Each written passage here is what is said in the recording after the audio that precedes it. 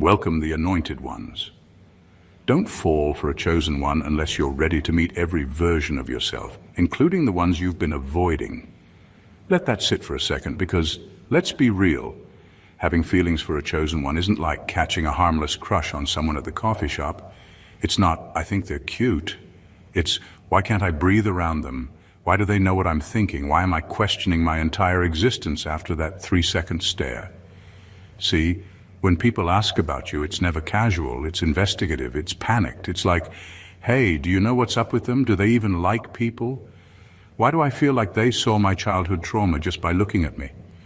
And here's the wild part. Studies show that the human brain forms emotional bonds faster with people who make us feel seen.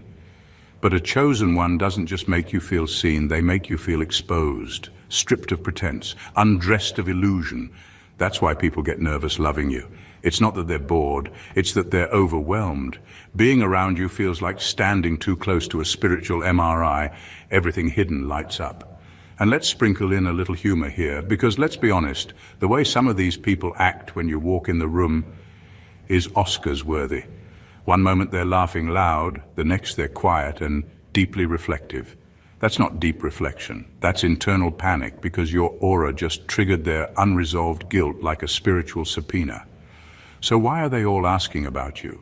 Why does falling for you feel dangerous and divine? Let's dive deep, because this ain't puppy love. This is soul confrontation in disguise.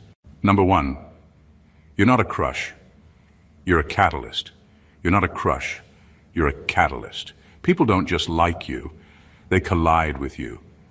There's something about your energy that doesn't sit politely in the background like a regular attraction. It crashes into their mental, emotional, and spiritual wiring. And suddenly they're not okay. Not because you did something wrong, but because your presence starts stirring things they've never dealt with. That's why they keep thinking about you days, weeks, months after a brief interaction. You didn't flirt. You didn't try to seduce anyone. You just existed with a kind of wholeness that disturbed their imbalance. You didn't come into their life to make them feel good. You came to show them what needed healing. And for people who aren't ready to heal, that feels like danger. Being around you forces people to face themselves. Most are used to relationships that let them stay broken, distracted, and emotionally unavailable. But your energy doesn't allow that. You spark something dormant. You awaken what they buried. You light a fire under everything they've been hiding.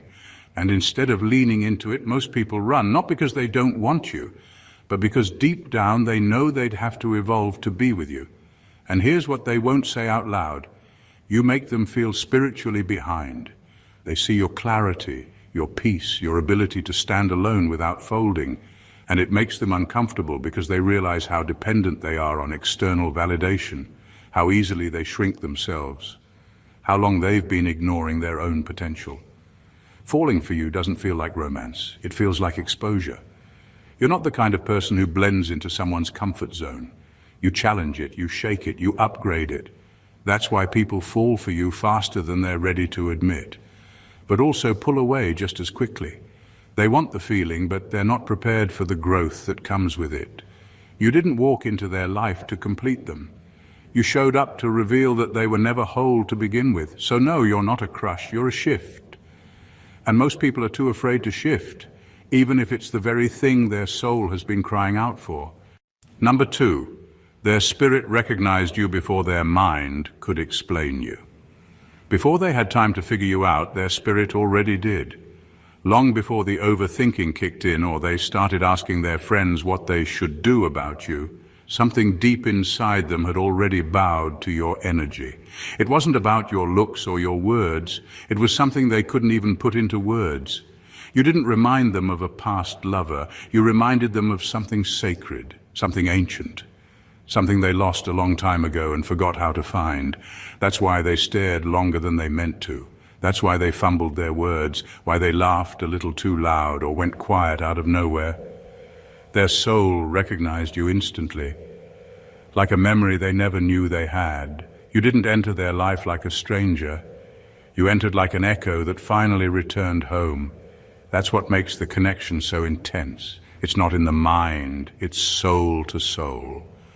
And the soul always knows before the brain catches up. That's why they can't stop thinking about you, even when nothing logical has happened. Why they're nervous, why they keep dreaming about you. Their spirit clocked in the moment you showed up, and that level of recognition shakes people. It's easy to like someone when it's surface level, when it's just physical or fun. But when someone's spirit connects with yours in silence, that's not casual. That's not harmless. That's an alarm going off in their inner world, reminding them that something real just stepped into their orbit. But here's where it gets real. Most people aren't in touch with their spirit. They've been trained to trust logic, checklists, and surface compatibility. So when their soul reacts without permission, it confuses them. They can't explain you. They can't define you. And that scares them. Because people like to feel in control, but you made them feel something bigger than control. So now they're stuck asking about you, watching from a distance, wondering what it is about you that hit different. They think it's curiosity, they think it's attraction, but it's deeper than that. Their soul already knew, and it's been trying to get their attention ever since. Number 3, they can't talk to you casually because you carry consequences. People can't treat you casually because being around you comes with weight. Not heavy in a burdensome way, heavy in a meaningful, unforgettable way. Conversations with you don't float off into the air and disappear like small talk. They stick, they echo, they follow people home. You're not the type to throw out empty words just to fill silence. When you speak, something lands. And when you don't speak, something even louder happens, because your presence alone stirs truth. Most people are used to relationships where they can fake it, where they say what sounds good and play roles that don't match who they really are. But when they talk to you, that game doesn't work. You listen in a way that makes their lies tremble. You respond in a way that cuts through fluff. And even when you say nothing, your energy is like a spotlight shining into all the places they hope to keep dark. You're the type of person they replay conversations with in their head over and over. Not because you were dramatic or emotional, but because something you said hit them so deeply, it disrupted their usual programming. You say things that expose their inconsistencies, their avoidance, their double lives. You might say it gently, but the truth in your words hits hard, and that's what scares them, not you. The fact that you see them clearly, sometimes more clearly than they see themselves. They don't know how to just hang out with someone like you without being changed. You don't even try to teach lessons or correct anyone, but the way you move, the way you speak, the way you hold yourself forces people to reflect. You carry insight, clarity, and conviction. That's not normal for most. They're used to fake deep. You're the real thing, and that's why they either draw near in awe or back away in fear, because you don't allow half versions of people to exist in your space comfortably. Being close to you means facing truth, leveling up, and being real, not just with you, but with themselves. And most people aren't ready for that kind of mirror. So no, they can't talk to you casually. You're not a vibe. You're a shift.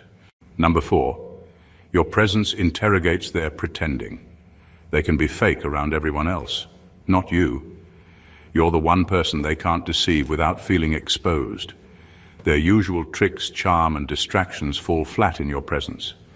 It's not that you call them out with your words. Your energy does it without speaking. Around you, their masks melt. They try to wear confidence, but you see the insecurity. They try to play unbothered, but you feel the chaos behind their smile. Your presence disrupts the performance they've been perfecting for years. You don't entertain the version they created. You lock eyes with the truth underneath. Their ego shrinks when you're near. Not because you try to belittle them, but because your spirit doesn't bow to their illusions. You don't need to outshine them.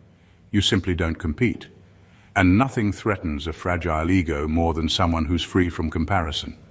Your quiet confidence reminds them that real power doesn't need to perform. Their lies choke on their own breath. They start to say one thing, then hesitate. They try to spin a story but lose their rhythm. You're not even interrogating them.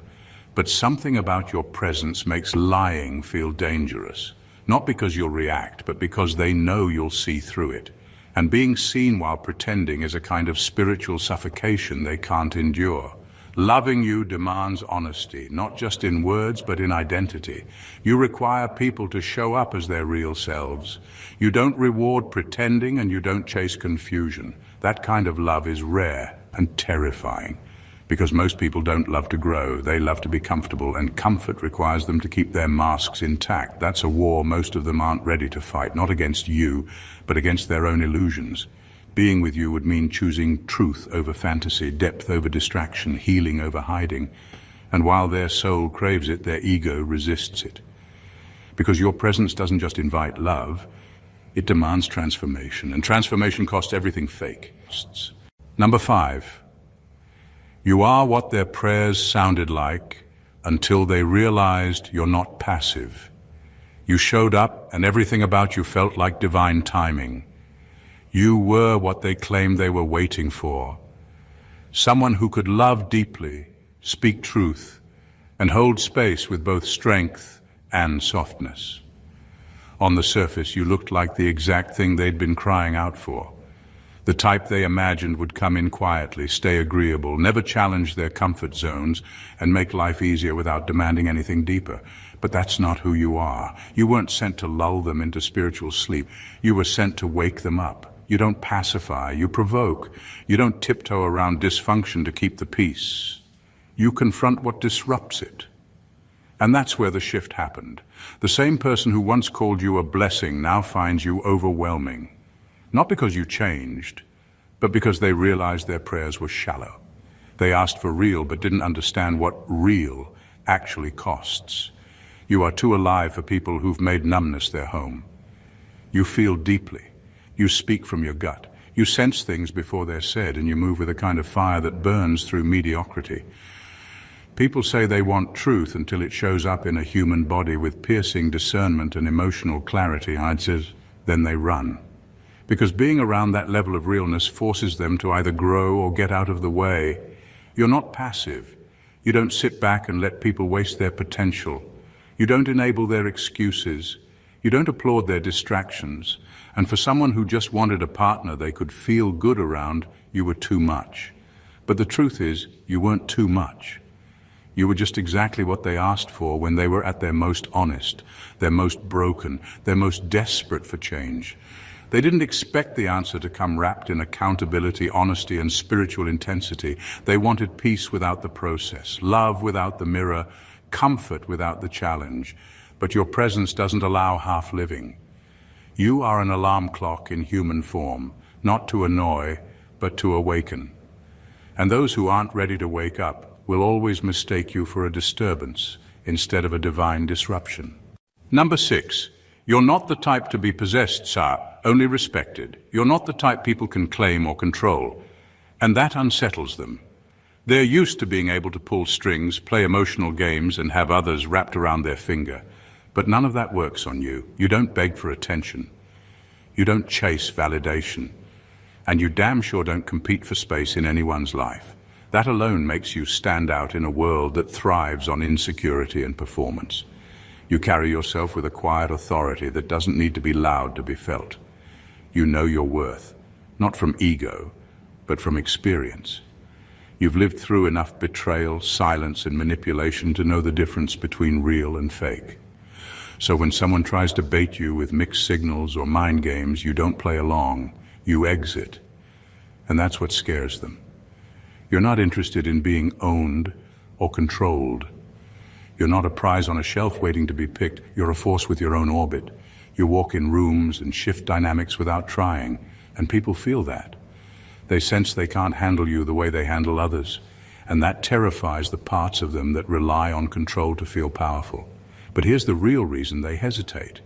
They know mishandling you comes with consequences. Not just losing you, but losing the alignment, peace, and protection that came with your presence. You don't just walk into people's lives with affection, you bring favor. And when that's gone, they don't just feel your absence.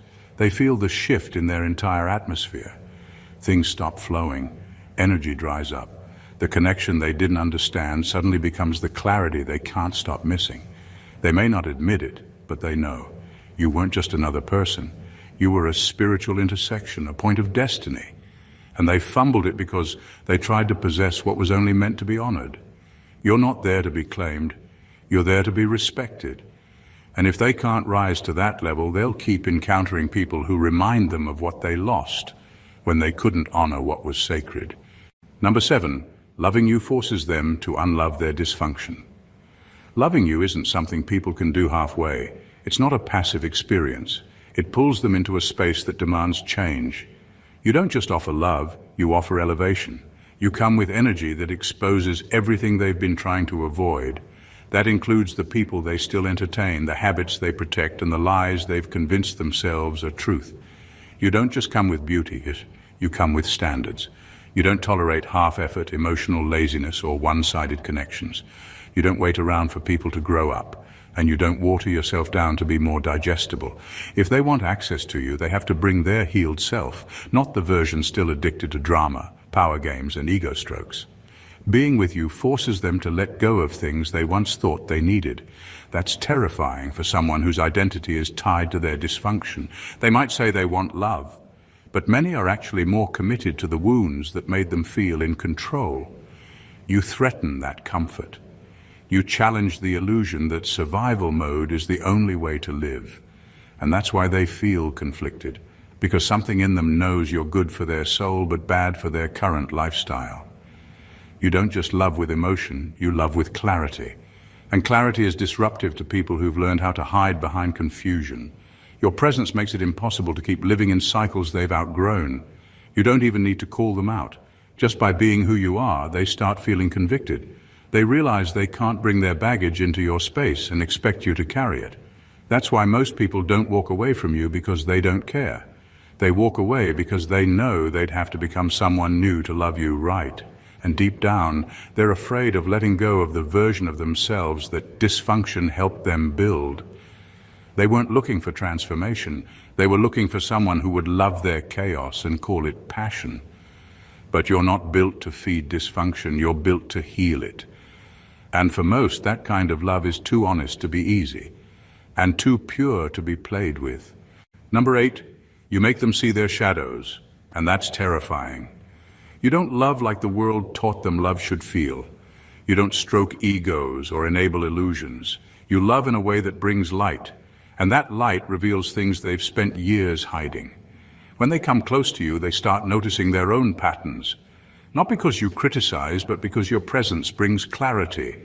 You make them see their shadows, and not everyone is ready to meet the version of themselves they've been avoiding. Most people are comfortable in chaos because chaos gives them control. If everything is loud, messy, and dramatic, they never have to be still long enough to face what's broken. But when they connect with you, that noise starts to fade. They start seeing the ways they self-sabotage, the excuses that sound noble but are rooted in fear, the relationships they cling to that are killing them, the comfort zones that are actually cages. You don't love from a place of fear, guilt, or emotional codependence. You love from truth. And that kind of love is rare. It's confrontational in the best way. It doesn't shame people. It invites them higher. But invitation feels like confrontation to someone who doesn't want to change. And for them, that's terrifying. Your love doesn't pacify, it purifies. It pulls people out of their delusions and forces them to see what needs to be healed, fixed, or released. That's a blessing. But it doesn't feel like one at first. Because purification isn't soft and sweet. It's fire. It burns away what's fake, what's fragile, and what's false. And if someone has built their entire identity on those things, being loved by you will feel like spiritual surgery. You're not trying to hurt anyone, but you were never built to protect people from their own growth. That's why they both want you and fear you, why they're drawn in but hesitate to stay. You make them confront things they've spent their entire lives avoiding. You bring light to their darkness, and while their soul may crave it, their flesh isn't ready. They didn't know love could feel like truth. They didn't expect that real love would require them to love themselves honestly first. But being in your presence makes that non-negotiable. And that's where the fear sets in. Not because of you, but because of what you awaken. Number 9, they want your energy, not your evolution. They're drawn to your energy like a magnet. The way you move, the peace you carry, the confidence that doesn't need to shout, it pulls them in. They feel something different in you, something sacred. They may not be able to explain it, but they want to be near it. They want to feel it. They want to feed off it. But here's the problem. They don't want what it took to become it. They crave your vibe, your presence, your spiritual depth. but not the process that carved it into you. They're fascinated by your strength, but uninterested in your suffering. They admire your clarity, but dismiss the confusion you had to fight through. They want the glow, but not the grief. They want the fruit, not the furnace. And that's where the disconnect begins, because you didn't just wake up like this. You were forged through heartbreak, through loss, through betrayal, isolation, and divine refinement. You didn't get your wisdom from books. You got it from survival, from watching everything fall apart and still choosing to rise. Your evolution wasn't trendy, it was painful. And they don't want to hear about that part. They want access without accountability. They want your spiritual oil without paying the crushing cost it came with. That's why they try to mirror you without doing the inner work. That's why they cling to you, hoping proximity can give them what only process can build. But it doesn't work that way. Your energy is sacred because your evolution was sacred, and that can't be copied or consumed without cost. So while your energy attracts many, your evolution keeps most out, because evolution demands surrender. It demands truth, healing, and letting go of everything that isn't real. Most people aren't ready for that. They want comfort, not change. They want connection without the cost of self-reflection. They want to be around you, but they don't want to become like you, because becoming like you would mean burning everything false to the ground. You're not just a vibe, you're a testimony, and people can't carry your energy if they refuse to carry the cross that shaped it. That's why they come close, then pull away. Because energy is attractive, but evolution is expensive. Number 10, they feel like they're in trouble just thinking about you. There's something about you that makes people straighten up before you even speak. You don't try to be intimidating. You don't throw your weight around or demand attention. But when you enter the room, the atmosphere shifts. It's not about looks. It's not about status. It's spiritual. Your aura carries authority, and they feel it before they even understand it. They start over-explaining themselves. They get nervous. They laugh a little too hard or suddenly go quiet, and they'll never admit it, but just being around you makes them feel like they're being watched by something higher. It's not fear in the traditional sense. It's not guilt either, it's deeper. It's the weight of self-awareness hitting all at once. It's the feeling of standing in front of a mirror they didn't ask for. You don't have to say a single word for people to feel convicted. Your presence exposes what they've been pretending not to notice in themselves. It's not about judgment, it's about clarity. You reflect back to them the version of themselves they could be if they let go of the excuses, distractions, and smallness. That realization doesn't make them feel bad, it makes them feel called out. Not in a way that hurts, but in a way that humbles. There's a quiet pressure that comes with being near you, not because you force people to change, but because they know they can't stay the same around you. They feel it in their gut. This internal knowing that they need to rise, evolve, grow. You don't even ask them to, but they can't help but feel like just standing next to you requires more honesty, more depth, more truth than they're used to giving. And that's why they feel like they're in trouble just thinking about you. You activate their conscience. You remind them of what they're capable of and also of everything they've avoided. You don't come with punishment, you come with presence, but your presence demands alignment, and they know it. That's why they watch you from afar. That's why they hesitate to get close, because something in them whispers, if I step into their world, I'll have to leave my nonsense behind. And deep down they know they should, but most aren't ready to. Number 11, you're not just rare. You're a reminder. You are not just rare. You are a living reminder. When people encounter you, they don't just see someone different. They feel the weight of what they gave up to fit in. You trigger something in them they thought was long buried, a version of themselves that was once bold, pure, honest, and whole. You remind them of who they were before they learned to lie to themselves.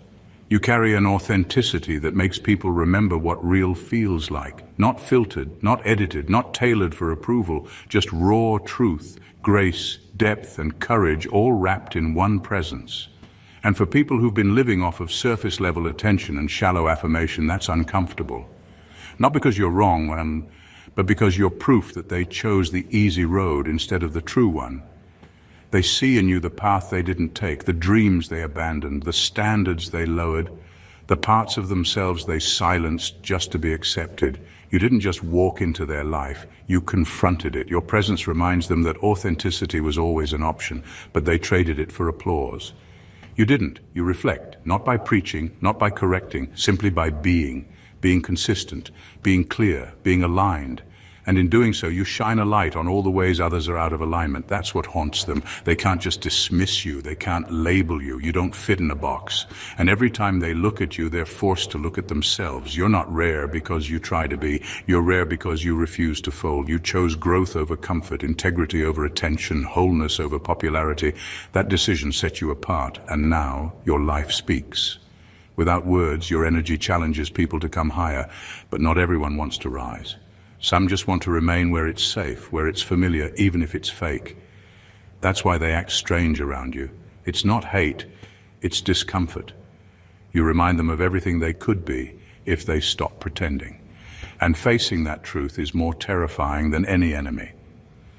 Because when you show up, they don't just see you, they see what they lost. And for some, that truth is louder than any praise. Number 12, your silence isn't absence, it's strategy. Your silence unsettles them, not because they think you've disappeared, but because they know deep down you haven't. You didn't storm out. You didn't make a dramatic exit. You just stopped feeding the noise. You stopped explaining yourself. You stopped correcting the lies and addressing the gossip. And that's what gets to them, the quiet. The fact that you didn't flinch, react, or beg to be understood. They took your silence as absence, but it wasn't absence. It was strategy. While they were busy discussing you, misjudging you, spinning narratives to feel better about losing you, you were evolving privately, deeply, powerfully. You were building in the background while they were clinging to a version of you that no longer exists. You became the mystery they can't decode. They ask about you not because they care, but because they can't figure out how you're still standing, how you got quieter yet stronger, how you disappeared yet elevated, how you were left out but still ended up ahead. It doesn't make sense to them, because in their world silence equals weakness. But in yours, silence equals strategy. You stopped giving access, and that alone broke their illusion of control. They don't know what you're thinking, they don't know what you're planning, and the truth is they never did. They just believed they did because you were once within reach. But your silence created distance, and distance exposed everything they never understood about you in the first place. Now they're left with questions they can't answer. Why do I still think about them? Why do I feel like I lost something bigger than I knew? Your absence didn't clear the air. It revealed the fog they were living in. Without your energy, they're stuck replaying old interactions, trying to figure out where they lost their grip. But the truth is, they never had one. You're not hiding, you're refining. You're not retreating, you're resetting.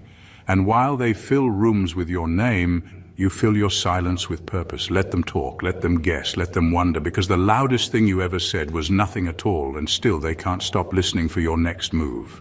Number 13, they feel spiritually exposed around you. Being around you makes people feel spiritually exposed, not because you judge them, but because your presence naturally scans past the surface. You don't just hear what they say. You feel what they mean. You catch what they're trying to hide behind perfectly crafted words, carefully rehearsed stories, or fake confidence. Your discernment doesn't let lies land softly.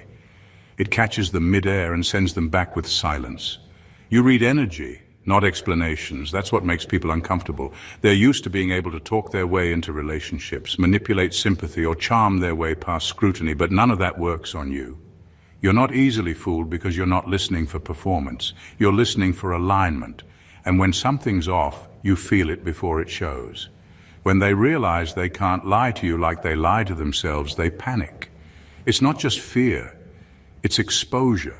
They come to you wearing a version of themselves they've learned to present to the world. But in your presence, that costume starts to fall apart. You don't even ask for it. It just happens. Because your energy demands truth, not through confrontation, but through clarity. And that clarity feels holy. It feels sacred. It feels like standing in front of something that cannot be tricked. You might be kind, you might be quiet, but spiritually, you carry fire. And fire always reveals. That's why they either try to get closer or pull away fast. Not because you did anything wrong, but because being known by you feels like standing in light after living in the shadows. Holy things terrify the unclean, and that's not about being perfect. It's about being pure. You're not out here pretending to be flawless, but your soul is clean. Your motives are clean, your spirit is clean. And people who survive by masking, manipulating, or deceiving can't stand in that kind of energy for long. It's too honest, too confronting, too different from what they're used to. So they start stumbling over their words, avoiding your gaze, pulling back without knowing why. But deep down they know it's because you see them, not the version they perform, but the one they keep hidden. And in your presence, that version can't stay quiet anymore. Number 14. You're not an option. You're an assignment.